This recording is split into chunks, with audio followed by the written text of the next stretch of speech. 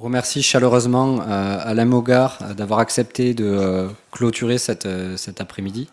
Alain Mogard qui est président de Calibad, mais aussi co-coordinateur de la concertation nationale du plan rénovation énergétique des bâtiments avec la députée de l'Isère, Marjolaine Meignet-Millfer. Merci beaucoup, Monsieur Mogard. Je vous donne la parole pour le mot de la fin. Oui, d'accord. Bon, j'ai pas assisté à la totalité de l'après-midi, donc je n'aurai pas l'outrecuidance de la résumer, mais ce que je peux faire, c'est vous dire un peu comment on voit les choses avec Marjolaine Meignet-Millfer.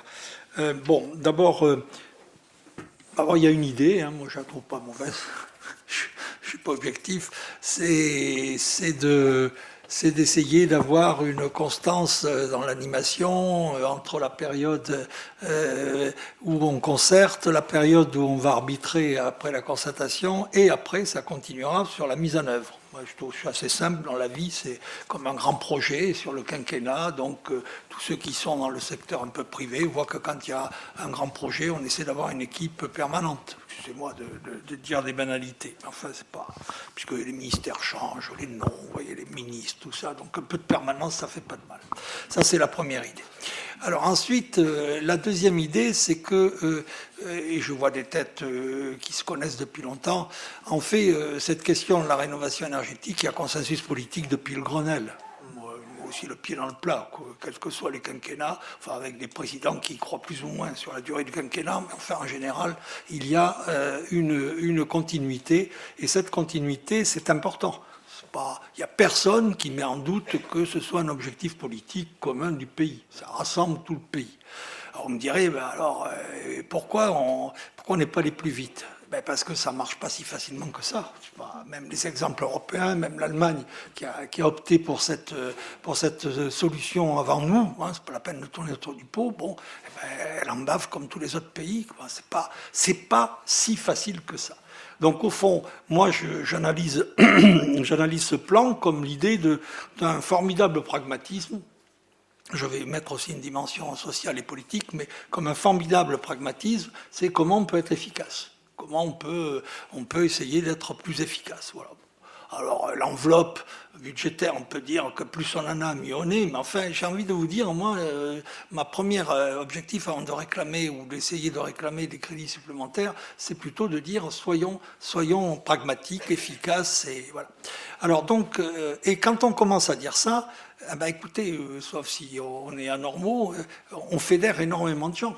Puisque tous ceux, là, ici, tout le monde est d'accord, c'est comment on se met en ordre de marche pour avoir la plus grande efficacité. Au fond, c'est comme une équipe, je me sens un peu comme dans une équipe de rugby ou de football, on met tous les joueurs et on les fait jouer ensemble et on est bien meilleur que si on ne sait pas jouer ensemble. Bon, alors là, c'est des milliers de gens qu'il faut faire jouer ensemble. Et ça, je le ressens vraiment, parce que la concertation, il y a plein d'idées qui remontent, ça je peux vous le dire, hein, c'est pas bidon, il y a plein d'idées. Donc maintenant, qu'est-ce qu'on peut dire par rapport à ces idées, par rapport au plan de départ ? Je vois un petit décalage, ou gros décalage, hein, je l'ai dit aujourd'hui. Le premier, c'est sur ce que vous abordez aujourd'hui, sur la rénovation énergétique par étapes. Bon, écoutez, il y a deux grandes thèses, et moi, la réponse, vous allez la comprendre, c'est les deux à la fois. Il y a la thèse de l'exploitation rationnelle du gisement d'énergie, et à ce moment-là, d'économie d'énergie, et la thèse, c'est de faire une approche globale, rationnelle, exploiter le gisement dans le bon ordre, si possible en une seule fois, parce que c'est plus efficace. Bon, c'est vrai. Pas la peine. Sauf que les candidats à cette thèse-là, c'est pas la grande masse. Pas la peine de tourner autour du pot, c'est ceux qui y croient, ceux qui ont envie de le faire, ceux qu'on a persuadés de le faire. Et donc là, ce domaine-là, c'est celui où on aura la rationalité la plus forte et l'efficacité la plus forte en termes de résultats. Sauf que si on veut changer d'échelle, si on veut changer de dimension, il faut faire venir à cette question d'efficacité énergétique des gens qui n'y avaient pas pensé. Excusez-moi de le présenter comme ça, qui n'y avaient pas pensé. Alors, à ce moment-là, qui n'y avait pas pensé ? Il y a d'abord ceux qui avaient pensé à l'efficacité énergétique et qui ne peuvent le faire que par étapes. parce qu'ils n'ont pas les financements tout de suite, les opportunités, ils ne les ont pas. Et aujourd'hui, le passeport, il est en train, ou alors j'ai rien compris, il est en train de traiter ce cas de figure. Ça reste un cas de figure d'efficacité énergétique et ça reste un cas de figure par étape. Et moi je dis, et il faut le rajouter à la première thèse, qui est la thèse de la rationalité la plus forte. Avec quand même, dans les remontées qu'on a eues, ceux qui nous disent, pour faire simple, la première c'est BBC tout de suite, et la seconde aujourd'hui c'est BBC compatible par étapes. Ou alors j'ai rien compris, mais c'est quand même ça le sujet. Avec quand même certains qui sont durs, là, que je connais dans l'ingénierie, qui disent « Ah oui, mais c'est pas tout à fait possible de faire du BBC compatible, il faut y aller en une seule fois. » Alors je les aime bien, je connais, j'ai dirigé un centre scientifique, même si c'est moins bien, je pense qu'on peut faire du BBC compatible à condition de regarder un certain nombre de choses. C'est qu'il y a des fois forcément des éléments de bouquet qui vont ensemble. D'ailleurs, je l'ai bien senti dans les passeports, vous avez traité ça. Bon. Alors moi aussi, j'ai une troisième demande, je vous l'ai dit aujourd'hui, c'est ceux qui n'ont pas pensé du tout à l'efficacité énergétique et qui sont prêts à embarquer l'efficacité énergétique à l'occasion de travaux où ce n'est pas leur problème. Bon, alors, hier, j'étais au Club d'amélioration de l'habitat qui dit des choses très très justes, hein, qui dit il y a un formidable besoin et envie de traiter l'adaptation des logements tout au long du mode de vie, des cycles de vie, etc. Bon, je crois que très franchement, il y a là des gens qui ont envie de faire des travaux pour d'autres raisons qu'efficacité énergétique. J'ai envie de dire, embarquons le maximum sur l'efficacité énergétique. Arrive avec, à l'heure actuelle, à une vitesse plus rapide que prévu, les objets connectés. Personne n'avait prévu cette arrivée, cette idée qu'un bâtiment est une plateforme de service et pas seulement des murs, durs, purs et durs, comme vous pouvez le penser au CSTB, etc. Bon, là-dessus, ça permet de jongler et de jouer avec des comportements et des méthodes de gérer au sens énergétiquement son bâtiment avec une efficacité. Donc ça aussi, c'est une vague sur laquelle il faut s'appuyer. Alors, c'est vrai que, je le dis, je pense qu'il faut s'intéresser aussi à cette troisième catégorie, c'est-à-dire ceux qui n'y pensaient pas. Il y a aussi, je reviendrai sur la précarité énergétique, ceux pour qui c'est d'abord avoir un logement décent qui est le sujet, ensuite on verra tant mieux s'il est efficace énergétiquement. Donc cette troisième catégorie, elle est en très grande masse, hein. Il faut quand même voir qu'on a des occasions plus d'1 million par an, c'est 2 millions, c'est quand on regarde toutes les occasions d'embarquer, même après des sinistres, après des inondations, vous avez plein de moments où vous pouvez embarquer de l'efficacité énergétique. Donc il faut qu'on leur parle, il faut qu'on se... Alors, j'aborde maintenant l'articulation que vous avez amenée, DPE, passeport énergétique, audit énergétique, carnet numérique. Bon, je dois vous dire que, pourtant normalement je devrais connaître, je me suis fait un peu recycler, remettre au goût du jour en venant pour essayer de comprendre comment s'articuler ces poupées russes, si je puis dire. Bon, les unes dans les autres, presque, mais pas tout à fait. Hein, il y a quand même... bon. Alors, qu'est-ce qu'on pourrait dire à ce moment-là? Il m'a manqué, attendez, excusez-moi, je suis un peu logique, j'ai oublié une petite idée sur à la fois les démarches énergétiques par étapes et les gens qu'on amène comme des passagers clandestins, si je puis dire, de l'énergie à propos de trucs de confort. Je pense qu'il y a une piste qui m'a été proposée qui remontait sur l'idée de fidélité. Fidéliser, parce que c'est bien de faire par étapes, mais si tout le monde s'arrête à la première étape, les tenants de l'approche globale peuvent dire, écoutez, vous vous êtes fait entuber, quoi. Bon. Donc, ceux qui font par étapes, il faut les amener à faire, si possible, le maximum d'étapes, sinon la totalité des étapes. Et il y a peut-être une idée, là, qu'il faut regarder, et qui serait évidemment plus facile à faire à partir du moment où on transforme le CITE en prime ou en subvention, c'est de récompenser ou même de donner des primes, une sorte de prime de fidélité à la fin d'un parcours, à une étape, ou bien même on peut être progressive, on peut avoir plein d'idées de ce type. Donc je pense qu'il faut qu'on regarde cette idée, c'est comment rendre fidèle sur l'embarquement systématique de l'énergie ou sur le parcours du passeport en totalité. inciter les gens et leur donner une forme de récompense. Parce qu'à ce moment-là, le message politique, c'est de dire, écoutez, tout le monde peut contribuer à cette question, à la vaste question de l'efficacité énergétique. Il y a ceux qui le font en une seule fois, et puis il y a ceux qui le font parce qu'ils sont constants dans une attitude. Et je ne sais pas comment vous êtes dans la vie, des fois, on a, vis-à-vis de certains problèmes d'éthique, on le fait par petits bouts, mais on le fait avec une constance, ce qui fait qu'on se tient droit par rapport à notre éthique ou notre morale. Bon, alors, voilà ce que... Alors, sur l'articulation, j'écoute, c'est possible de changer quelque chose. Hein. La première chose, là, je viens de dire, c'est possible aussi. On passe du CITE à la prime, on peut s'organiser. Bon, d'ailleurs, au passage, entre nous, à partir du moment où le CITE est une prime, les certificats d'économie d'énergie est une prime, la région donne des primes, moi j'ai envie de vous dire que les 3 primes, on n'a rien à foutre, ça fait qu'une seule chose, hein, ça fait une seule prime, et avec un prêt, ça fait un prêt et articulé avec une... Donc l'idée du guichet unique avec des simplifications, c'est jouable. C'est jouable. Ça, j'appelle ça de l'efficacité, du pragmatisme. Bon. Alors, maintenant, venons-en à tous les instruments de diagnostic, de préconisation, d'audit. Bon, le DPE, j'ai appris hier, enfin hier, je devais le savoir, j'aurais dû le savoir, on a déjà donné plus de 6 à 7 millions. Donc il existe. C'est pas comment on peut le développer. Il existe. Il est ce qu'il est, mais il est installé complètement dans les transactions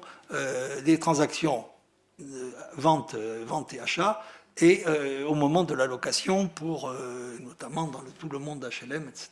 Bon, alors moi j'ai envie de vous dire comment on le fait évoluer. C'est dans la feuille de route. Comment on le fait évoluer. L'idée que la feuille de route commence à dire regardez le DPE et regardez le passeport énergétique, peut-être quelques idées là-dessus. Bon, d'ailleurs ici moi, je ne vais pas conclure tout de suite sur les solutions, mais enfin, j'ai le droit, en écoutant, d'avoir quelques idées qui viennent. Bon, sinon, je serais atteint par l'âge ou la non-imagination, la non-créativité. Bon. Alors, il y a, dans le DPE, il y a tous ceux qui ont dit, mais vous savez, c'est quand même pas pareil un DPE au moment où on vend un bien, une transaction, et un DPE où on le loue, en clair. Au moment où on le vend, c'est vrai que... il y a quand même peu de gens qui achètent tel quel un bâtiment et qui ne font pas un minimum de travaux lorsqu'ils l'ont acheté. Et vous savez que est mise à l'étude, hein, la décision n'est pas prise, un éventuel bonus-malus, ou on l'appelle comme on veut, au moment de la vente. Bon. Là, on pourrait imaginer que le DPE de la vente, il peut être costaud. Bah oui, au milieu de quantité de travaux. Donc un mariage entre un DPE musclé qui ressemblerait comme 2 gouttes d'eau à un passeport n'est pas forcément exclu, vu les chiffres. Hein, entre nous, faire un truc à 100 € ou 120 au lieu de faire un truc à 400 ou 500 ou 600, moi j'ai envie de vous dire, par rapport aux transactions de la vente, c'est ridicule. Et puis même si dans la modulation, on pourrait le payer. Donc là, il y a vraisemblablement une piste très... Mais vous vous rendez compte, c'est que ça change tout hein, sur la vie des passeports. Parce que si le DPE et le passeport sont associés dans la vente, c'est 900 000. Donc on change d'échelle. On a totalement changé sur la quantité. Et imaginons que les acquéreurs aient ces passeports tout de suite, hein, plus une prime de fidélité, écoutez, peut-être que ça va déclencher... si je vous lance ça, c'est pour que vous y réfléchissiez. Il n'y a que des convaincus dans la salle. Alors donc vous pouvez, si vous ne trouvez pas ça trop idiot, vous m'envoyez des papiers, vous voyez ce que je veux dire. Comme ça, je dirais, on a eu des propositions. Bon, sur propriétaire locataire, bon là, c'est plus compliqué d'aller déclencher des trucs, surtout que la plupart des propriétaires s'en foutent et se disent, c'est pas moi qui vais payer, c'est le locataire. Bon, et le locataire, lui, pourquoi il investirait dans un logement alors qu'il n'est pas sûr de... Donc là, je peux vous le dire, d'ailleurs, je fais un appel du pied, on est assez sec sur les relations propriétaires-locataires, hein, je peux vous le dire.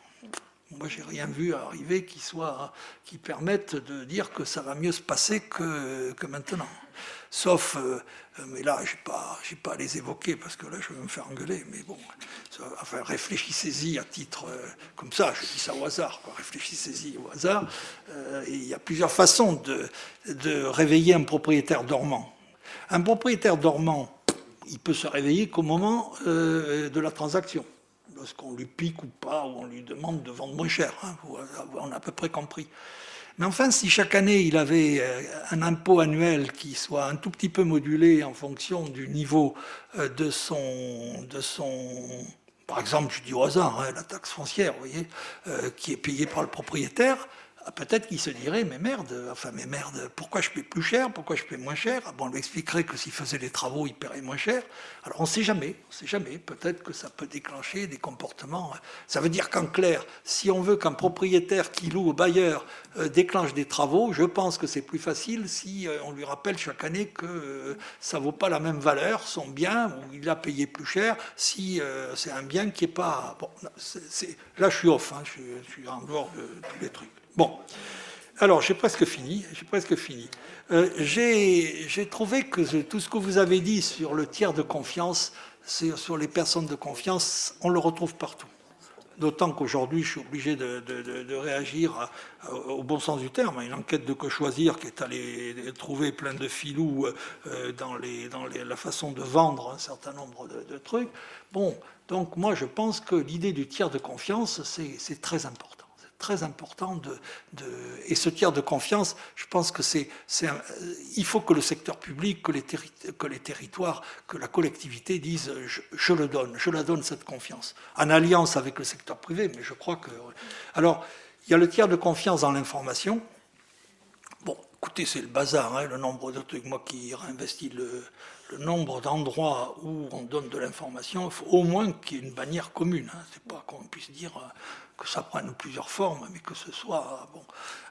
Ensuite, il faut qu'on ait confiance dans ces lieux où on donne l'information. Ensuite, évidemment, il y aura la confiance dans les entreprises, dans les prescripteurs, etc. Donc, il faut qu'on sécurise complètement ce secteur-là. D'ailleurs, la feuille de route y pense. Hein, j'ai rien de.